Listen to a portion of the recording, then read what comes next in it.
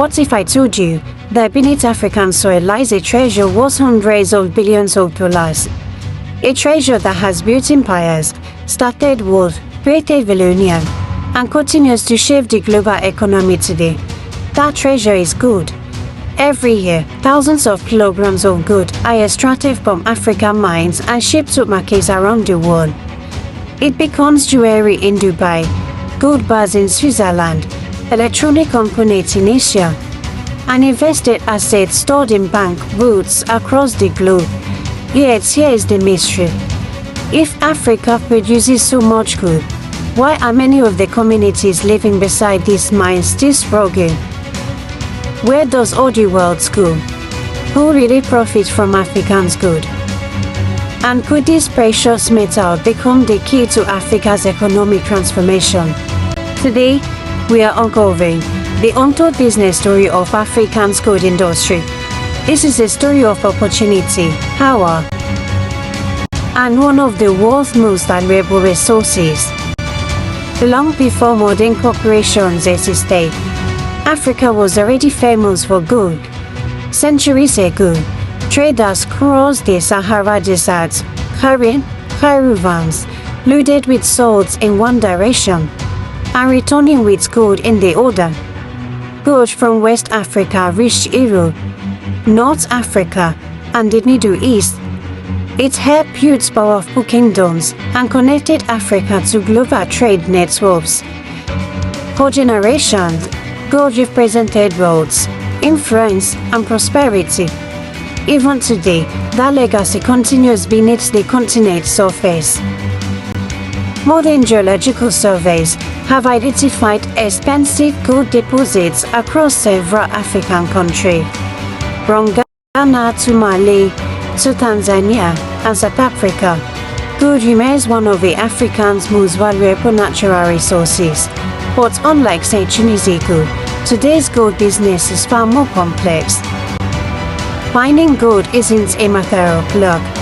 Mining companies spend years studying rocks, analyzing satellite data, reading test holes, and collecting geological samples before deciding whether to develop a mine. Even after discovering gold, the work is only beginning. Roads must be built, electricity supplied, heavy machinery transported, workers hired, processing plants constructed. Developing a modern gold mine can require investments worth hundreds of millions or even billions of dollars. Once operations begin, massive excavators remove thousands of tons of rock every day. That rock is crushed, processed, and treated until tiny particles of gold can be separated. Sometimes, less than 5 grams of gold can be recovered from an entire ton of rock. That's why gold mining is both expensive and technologically demanding. Every ounce produced represents years of planning, engineering, and investment. Africa's gold industry actually consists of two very different worlds. The first is industrial mining. Large companies operate enormous open pit and underground mines using advanced equipment and skilled professionals. These operations produce large quantities of gold and contribute taxes, royalties, and enrichment. The second world is artisanal and small-scale mining. Across many parts of Africa, individuals and families search for gold using simple tools. Some spend entire days digging narrow pits under the hot sun. Others wash river sediments, hoping to uncover tiny flakes of gold. For many, it's not about becoming wealthy. It's about feeding their families. Every day brings uncertainty. Some find enough gold to survive. Others return home empty-handed. Despite the challenges, small-scale mining supports millions of livelihoods across the continent. Here is something many people don't realize. Mining is only the first step. The biggest profits often come later. After leaving the mine, gold is refined into high-purity bullion. It is traded through international commodity markets. It is transformed into luxury jewelry, stored in central bank reserves, used in electronics, aerospace technology, and medical equipment. Each step creates additional value. In many cases, countries that refine, manufacture, and trade gold capture more economic value than countries that simply export raw material. This is why economists often talk about value addition. The goal isn't just producing gold, it's building industries around it. Gold creates enormous opportunities, but it also brings serious challenges. Mining must be managed responsibly to reduce environmental impacts. Illegal mining and smuggling can reduce public revenue and create safety risk.